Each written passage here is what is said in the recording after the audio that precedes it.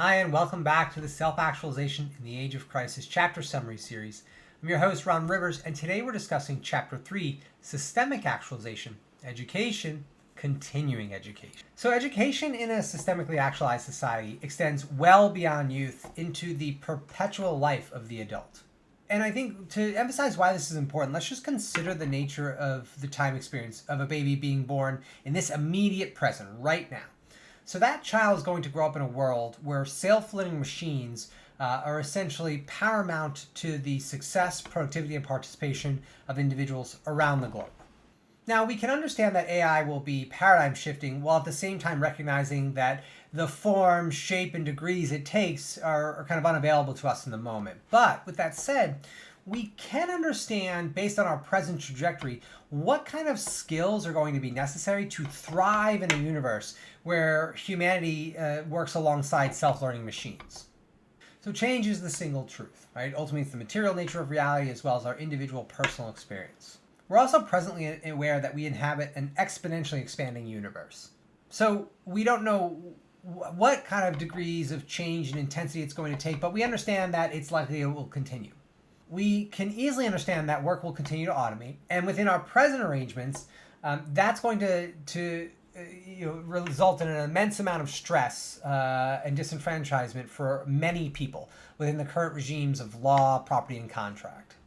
So the Education DAO could serve as a primary facilitator of continuing education in a wide variety of degrees and directions. So this type of perpetual access to education resources really facilitates the development of agency in the individual and really prioritizes our core values of awareness, of flexibility, and enthusiasm.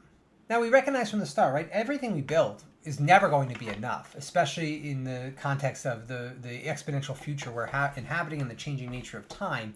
But that's okay. We're kind of facilitating a flexible, self-revising system of learning that allows the individual to kind of, again, express their divinity in the moment in the direction of their choosing. Prioritizing education is in many ways the prioritization of imagination and the development of it within the individual.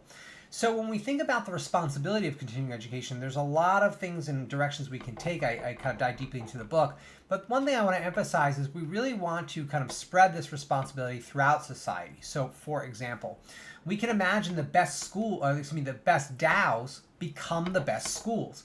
And really the same can be said for the corporation. They can be compelled to do so through corporate modules, but in many ways this is already taking place. Many multinational firms already offer their own individual certification.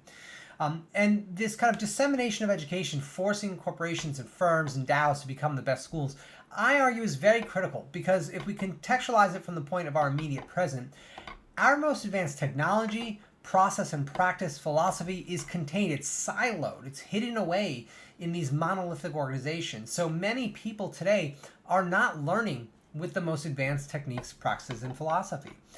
When we consider the individual who wants to imagine, who wants to create, to express their divinity in the moment, we want to give them a floor where the moment they decide to direct their focus and energy towards it, they have the power of collective humanity's progress behind them.